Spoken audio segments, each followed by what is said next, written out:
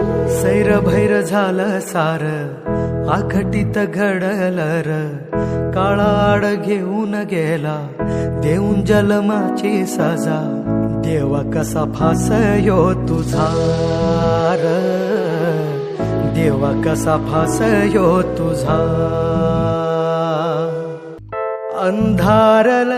घरदार शिवार अनाथ झाला ह्यो तुझा परिवार